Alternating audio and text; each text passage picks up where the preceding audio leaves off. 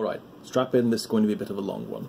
So I'm going to be going over 3 different things I've done to this so far. I'm going to be going over the ab crunch articulation mod that I've done here as it pertains to what HottestFuzzCustoms, aka Tyler, said in his video. I'm going to be going over some alterations off of his technique. If you want the basics on how that goes, go and watch his video. I'm also going to be going over some things that I did to these thigh pegs and thigh peg system to make it a bit more flush with the figure, as well as the joints to cover the pegs there, and how to make that moderately seamless. I'm not an amazing sculptor, so we'll see how that goes. So, starting with the torso mod, first and foremost, Tyler, HottestFuzzCustoms, is the one who taught me how to do this. If you want the specifics on how to get this off so cleanly, you've got to watch his video. He really breaks it down and explains the exact process of how to cut that off without having to, like, go, because I was going to just go in with a Dremel bit and just destroy this whole section. It was going to look awful. He also explains what to do underneath there to make the articulation have a lot more range.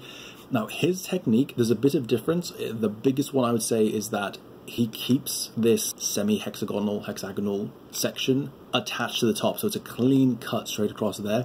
That is objectively a better way to do this. It eliminates a lot of crashing, it is a lot faster, it is much cleaner, and gives you a great deal more articulation, especially in the forward crunch. His has about twice as much as mine does. If we can just get an example here, so mine can go about that I'd say that's about the max, while his comes down to easily about midsection here and looks fantastic. So don't do it this way. I'm just anal retentive, I suppose. I really wanted that extra little bit of sculpt so it could be a bit more clean, a bit more seamless, and a bit more similar to the original, I suppose, but it really wasn't worth it. When you see him explain just how you get this piece off and how long that takes, these extra 3 little cuts, it's not worth it. So the big difference I would say with mine is that, again, that extra piece of plastic is there, but the issue that causes and what necessitates is when you start to bend it forward, originally, probably right about there, it would crash into the underneath of this torso section, so you couldn't get much further than that. So what I've gone ahead and done is I have hollowed out the inside of the torso. Now, Tyler actually posted an addendum to his tutorial in his story about this, and he went, I would say, quite a bit further than I did, if I remember that correctly, and it gives his technique even more range than this one would. So he's really mastered this. It's pretty impressive, to be honest. The only tips I'd give when it comes to this, the little nuances to it, are be careful over here. These are, if you can see in there, these are the butterfly joints in there. Now, it's unlikely that you'll give them any sort of visual damage because the part that you have access to in there doesn't show out here.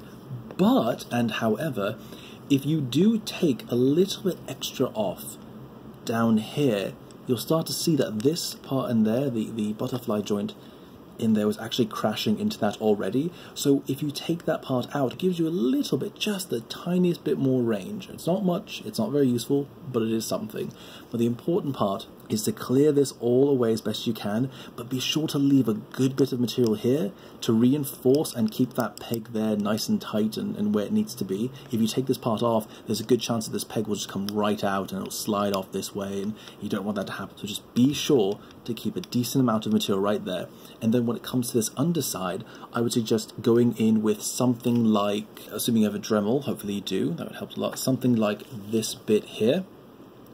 It's a nice fine grinding bit, as opposed to, say, something like this. This is very abrasive, it will take off a lot of material at once. This is what I actually use to carve this hole itself, but when it comes to smoothing out this section in order to allow it to more smoothly slide past that articulation, which you'll want so you don't get biting and crashing there, this is just too fast. It takes off too much material too quickly, and you're liable to go through the other side because the back molding here does not completely line up with what's going on there. For example, this part right in there, that spot specifically, that is paper thin. If you nick that, you're going right through. And I mean, I personally, I'm not good enough to patch something like that, so I would suggest avoiding it at all costs. Just nice gentle rounding off with something like this, or if you're really nervous about it, just go in by hand with some sandpaper and just very slowly try to thin that out. Now, if you're worried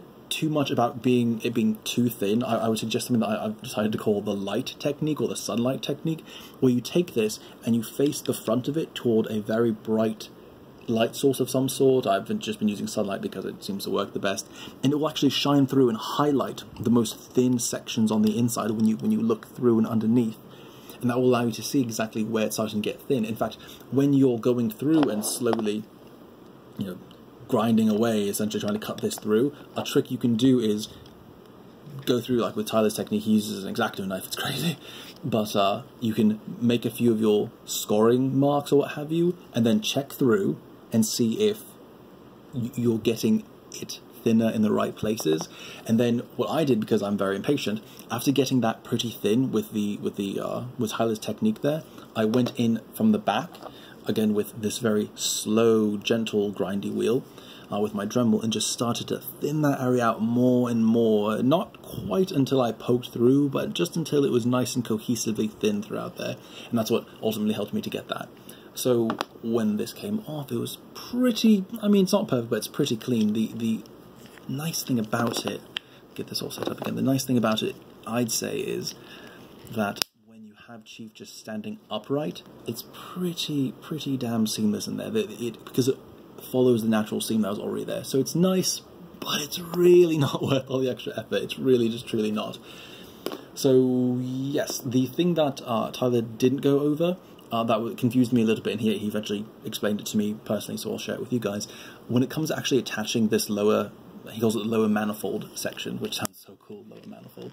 When it comes to attaching that specifically, he just used a bit of super glue to get it in there, and it worked great for him. I'm not that good with super glue. I get really nervous and sort of panicky with it. So what I did instead was I decided to use hot glue. So I just held it in position there, put a little dab right there, and then let it cool.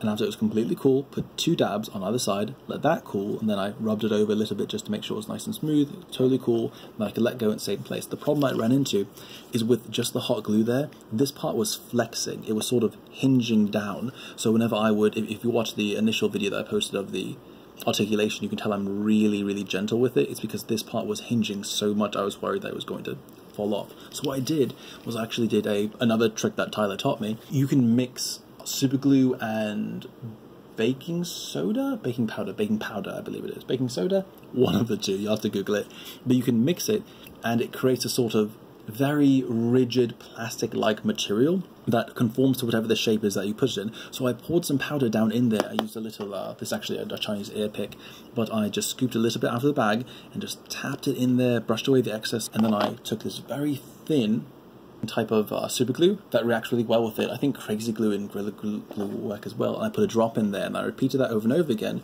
until eventually, if this will even show up on camera, I don't think it's going to, lads. I'm quite sorry about that.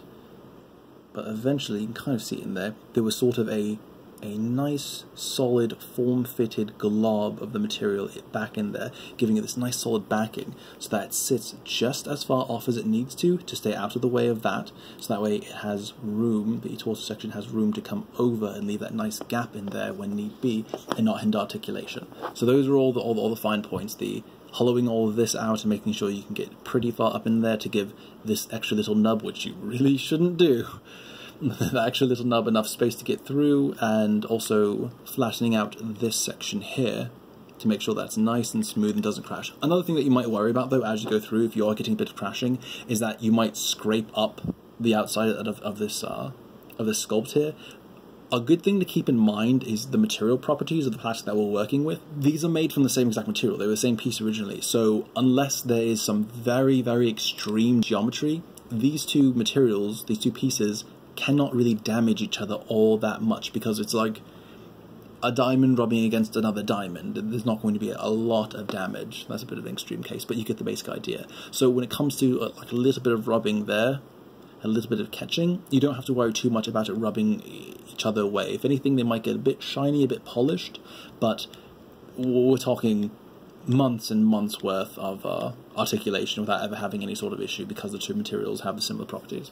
So yeah, so that's the torso articulation. That's that part. I'm pretty sure that's everything I want to go over with that.